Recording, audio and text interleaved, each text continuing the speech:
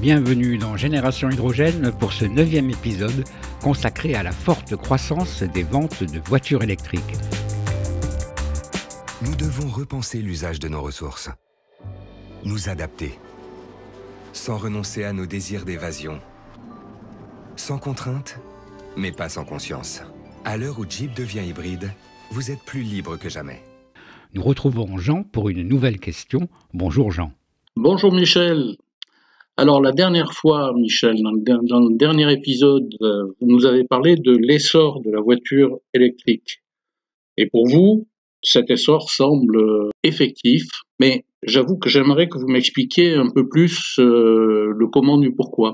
Eh bien Jean, ce qui se passe cette année est un phénomène assez surprenant.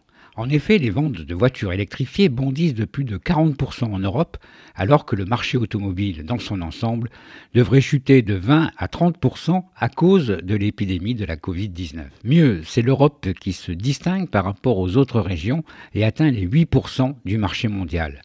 L'Europe dépasse même la Chine et elle se détache des États-Unis. C'est dire si le phénomène est fort. Dans ce contexte, il est notable que c'est la Zoé de Renault qui arrive en tête des ventes en France, mais aussi en Europe. Il semble donc bien que l'année 2020 soit marquée par une explosion des ventes de la voiture électrifiée, malgré l'épidémie de la Covid-19.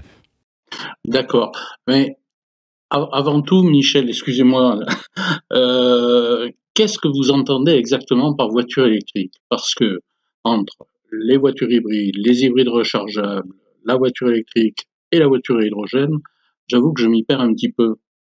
La question est importante car les statistiques regroupent souvent des catégories différentes de véhicules. Pour bien comprendre, il faut rappeler qu'il existe plusieurs familles de voitures dites électrifiées. La plus ancienne est celle des hybrides non rechargeables. On trouve ensuite les hybrides rechargeables et les voitures électriques pures. Les deux premières catégories conservent un moteur thermique associé à des batteries. La dernière fonctionne uniquement avec des batteries ou avec une pile à hydrogène. Est-ce que on peut associer ce phénomène à une conscience écologique croissante au niveau de l'Europe? En effet, Jean, cette prise de conscience a certainement joué un rôle. Mais de mon point de vue, elle n'arrive pas en tête des raisons de l'explosion du marché de la voiture électrifiée. À mon avis, on peut en identifier trois principales. La première, ce sont les aides de l'État.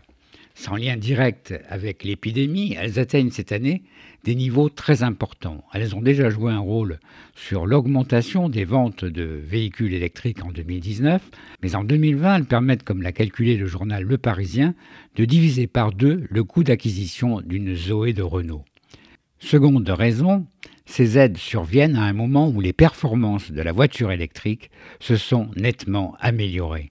Ainsi, l'autonomie, longtemps restée son talon d'Achille, dépasse désormais les 300 km, voire 400 ou 500 suivant les modèles. Le développement des bornes de recharge, même s'il reste très insuffisant, contribue à rassurer les acheteurs, d'autant qu'il devrait se renforcer considérablement en 2021. Enfin, troisième raison, et nous revenons à votre question, la prise de conscience climatique se renforce avec la multiplication des manifestations et des actions, ainsi que des effets visibles du réchauffement climatique, aussi bien en Californie qu'en France.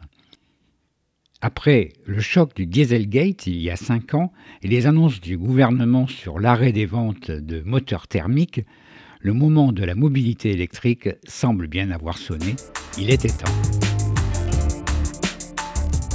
Merci Jean pour vos questions et nous vous retrouverons pour échanger sur le rôle de Tesla dans l'essor de la voiture électrique. Pour l'instant, cet épisode de Génération Hydrogène s'achève et nous vous donnons rendez-vous très bientôt. En attendant, portez-vous bien.